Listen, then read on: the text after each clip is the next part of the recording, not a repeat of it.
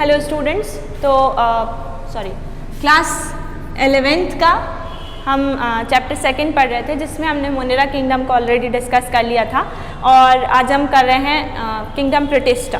Okay, सो protista kingdom की जो सबसे बेसिक क्वालिटी थी वो ये कि प्रोटिस्टा किंगडम में जितने भी यूकैरियोट्स मतलब यूनिसेल्युलर यूकैरियोट्स को रखा गया, ठीक है। सो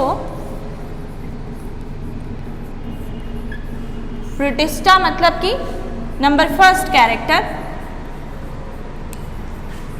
यूनिसेल्युलर एंड दूसरा यूकैरियोट।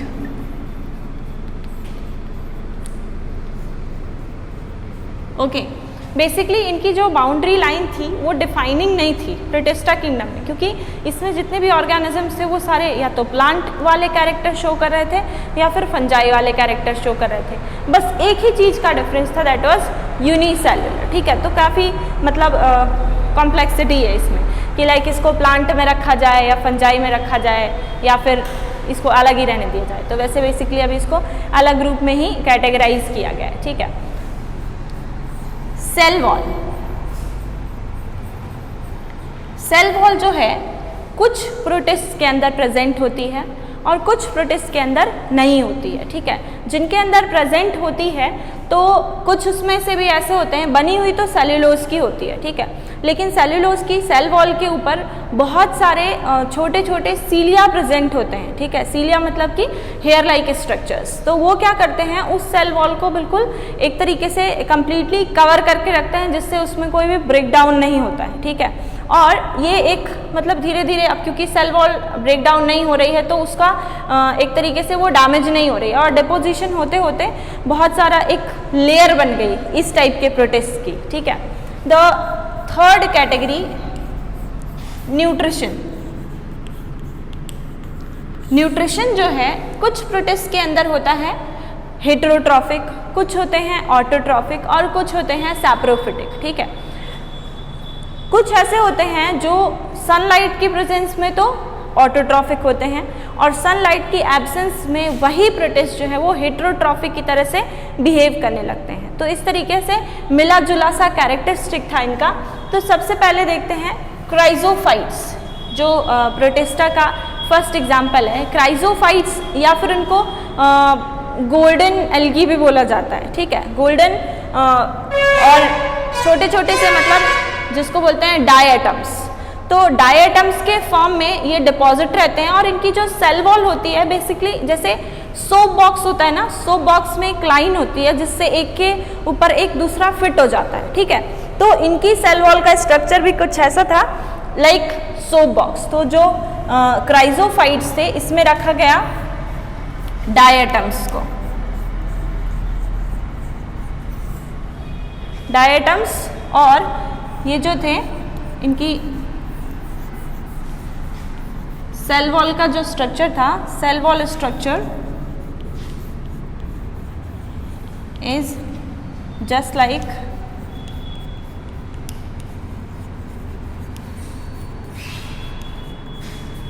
सोप बॉक्स, मतलब कि 2 पार्ट्स में फिट थी, एक के ऊपर एक का सपोज ये एक स्ट्रक्चर है तो एक बार यूं डिपोजिशन हुआ सेल्यूलोज का और दूसरी बार डिपोजिशन इस तरीके से हुआ, ठीक है। तो इस तरीके से एक दूसरे के अंदर फिट हो गए। इसको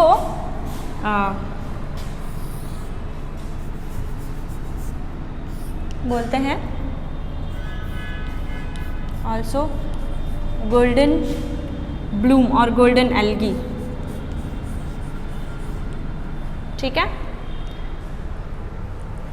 डाइनोफ्लैजिलेट, डाइनोफ्लैजिलेट एक ऐसा प्रोटिस्टा था, मतलब एक ऐसा ऑर्गेनिज्म जो जिसका स्ट्रक्चर कुछ इस तरीके से था।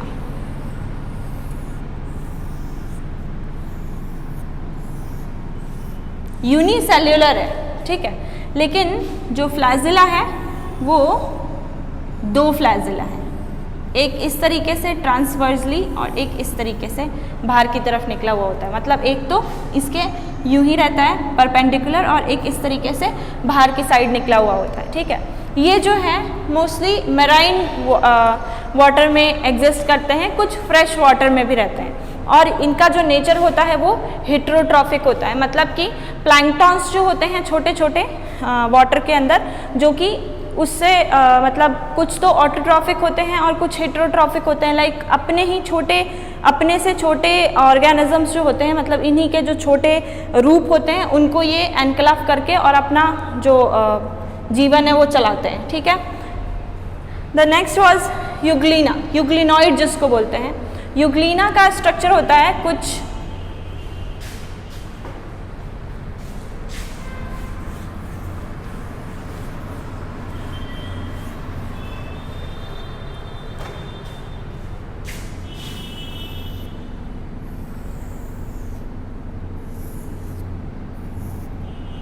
और क्योंकि ये एक यूकैरियोटिक ऑर्गेनिज्म है तो इसके अंदर, सबके अंदर, ठीक है, वेल डिफाइंड एक तो सेल वॉल है और दूसरा है वेल डिफाइंड न्यूक्लियस। न्यूक्लियस के अंदर क्रोमोसोम और उसके अलावा माइटोकॉन्ड्रिया।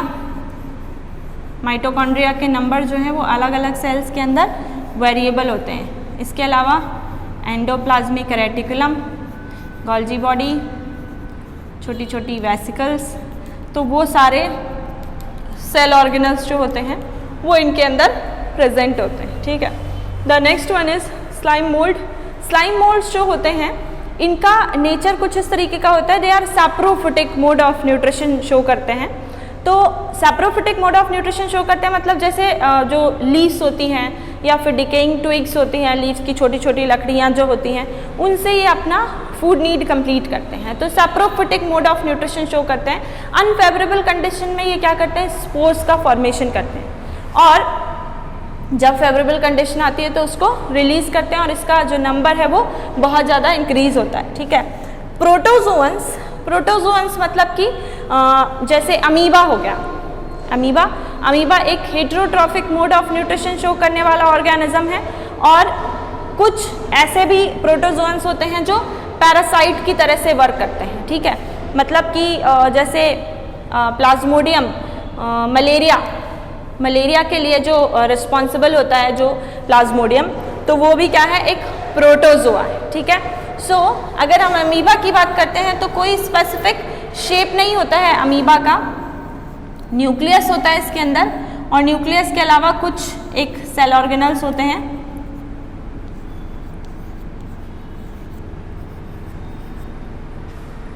वाटर में रहने वाले जितने भी ऑर्गेनिजम्स होते हैं, ये मतलब प्रोटिस्टा किंगडम में जितने भी ऑर्गेनिजम्स को रखा गया है वो मोस्टली वाटर बॉडीज़ में रहने वाले ऑर्गेनिजम्स होते हैं और वाटर बॉडीज़ में नहीं भी रहते हैं तो वो मॉइस्ट एनवायरनमेंट में रहते हैं। ठीक है। तो ये तो बात हो गई किंगडम प्रोटिस्टा की। Okay. The third kingdom is fungi.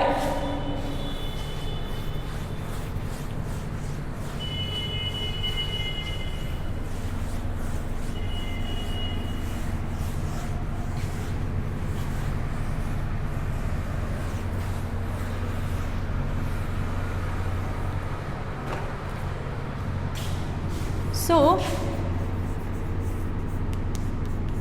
Kingdom fungi में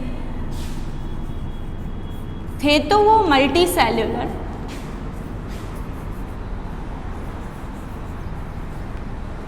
दूसरी क्वालिटी यूकैरियोट्स थे। ठीक है। जो तीसरा डिफ्रेंसिएशन आया, मल्टी सेल्यूलर और यूकैरियोट्स तो प्लांट्स भी हैं, है ना, लेकिन जो थर्ड नंबर की क्वालिटी आई, मतलब थर्ड पॉइंट जो है सेल वॉल, तो फंजाई के अंदर जो सेल वॉल है वो एक दूसरे ही सब्सटेंस की बनी हुई होती है, दैट इज काइटिन। ठीक है। Fourth category mode of nutrition.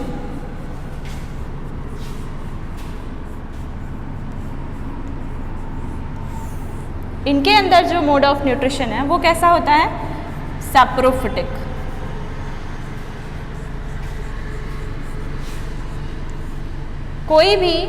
कोई भी फंजाई ना ही हेट्रोट्रॉफ होती है ना ही ऑटोट्रॉफ होती है। मतलब हेट्रोट्रॉफ में भी कौन सा मोड ऑफ न्यूट्रिशन शो करती है, वो सैप्रोफिटिक, डेड और डिकेइंग ऑर्गेनिक मटेरियल से अपना फूड ऑब्टेन करती है। ठीक है। The 5th number is mode of reproduction.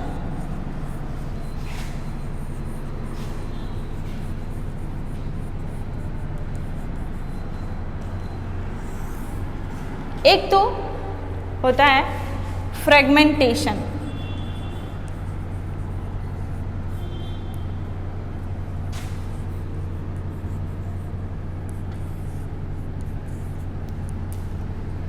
और दूसरा होता है फिजन। बात एक ही है एक तरीके से, मतलब बाइनरी फिजन जिसको बोलते हैं, बाइनरी फिजन और मल्टीपल फिजन।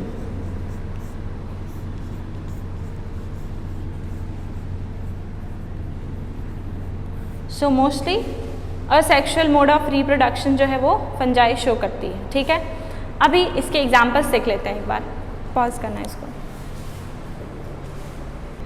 ओके, सो एक तो हो गया असेक्सुअल मोड ऑफ रिप्रोडक्शन, जो कोई फंजाई सेक्सुअल रिप्रोडक्शन शो करती है। वो कैसे होता है?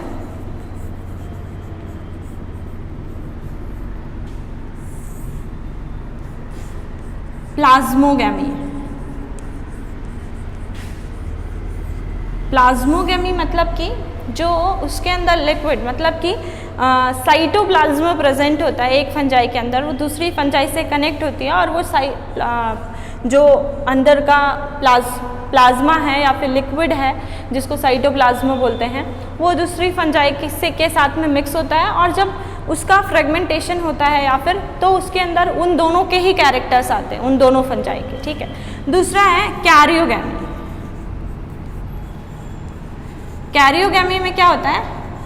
दो न्यूक्लियस का आपस में फ्यूजन होता है एंड देन फिर डिवीजन होता है। मतलब कि एक फंगस है, ये दूसरी फंगस है, ठीक है, ये इसका न्यूक्लियस है और ये इसका न्यूक्लियस है। जब दोनों क्लोज होती हैं, दोनों के जो न्यूक्लियस का मटेरियल है वो आपस में कंबाइंड होता है एंड देन उसमें सेपरेशन होता है। तो ये कुछ basic sexual mode of reproduction है। इसके बाद देखते हैं types of fungi. Okay,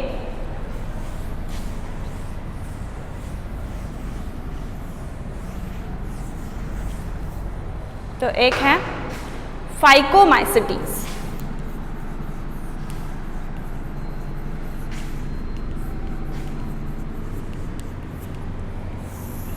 phycomycetes एक ऐसा फंगस का ग्रुप है जो मॉइस्ट प्लेसेस में प्रेजेंट होता है, जैसे डैम्प होते हैं, ठीक है, एंड जो वुड होती है, मतलब कि थोड़ी मॉइस्ट वुड जो होती है उसके अंदर। और second quality saprophytic mode of nutrition he show करती है।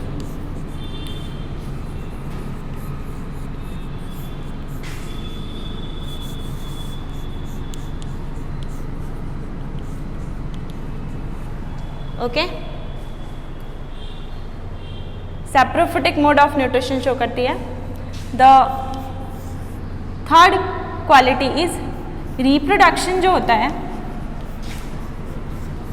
reproduction take place through spore formation।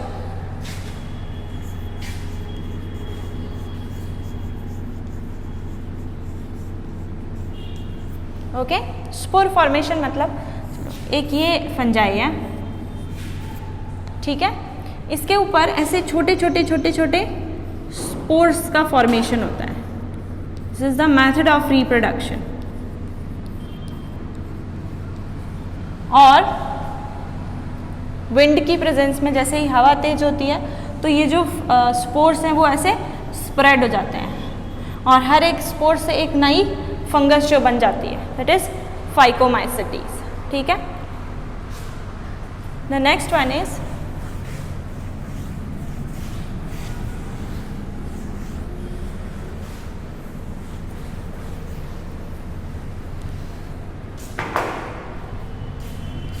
Ascomycetes.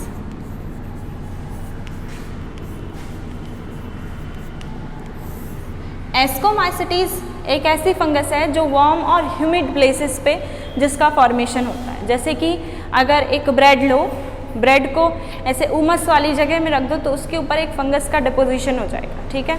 और जैसे खाना जो खराब हो जाता है, तो इस तरीके से जो वार्म और ह्यूमिड मतलब जो उमस वाली जो जगह होती है वहाँ पे एस्कोमाइसिटीज़ का फॉर्मेशन होता है। सेल वॉल सेम उसी तरीके की होती है, काइटिन की बनी हुई।